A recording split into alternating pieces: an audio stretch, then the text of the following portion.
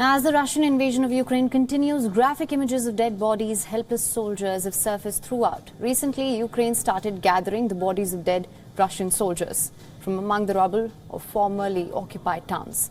They're taking all possible measures here to verify the identities of these soldiers in hope of exchanging them for prisoners of war. Here's the report. As Ukraine pushes Russian forces back from towns in the Kyiv region, volunteers are sifting through what the Russians left behind. In this case, the bodies of its soldiers. From here, we retrieved the body of a Russian serviceman. He was in the basement, in the kitchen. He was left alone when his fellow servicemen retreated. Most likely, he shot himself.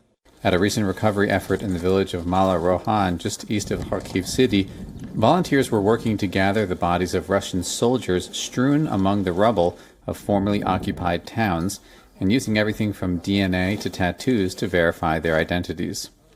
In the future, this will tell us which soldier, which brigade was in the region for further exchange.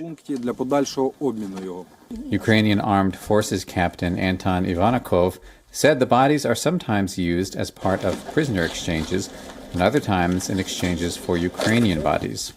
2 volunteers wrapped the bodies in white plastic tarps and lifted them into a waiting ambulance. These 2 bodies had their hands tied. Most likely this was done by Russian soldiers themselves. Maybe they were deserters, or this was a punishment measure. Reuters was unable to verify the circumstances of any of the deaths. Volunteers have helped the military gather 60 bodies in the northeastern region of Kharkiv, where Russian forces have retreated in recent weeks, stacking them up in a refrigerated rail carriage. Ivanikov said the bodies will travel on the train to Kyiv, where the team negotiating exchanges is based. Moscow calls its actions a special operation to disarm its neighbor.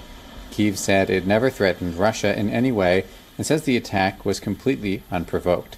WION is now available in your country. Download the app now. Get all the news on the move.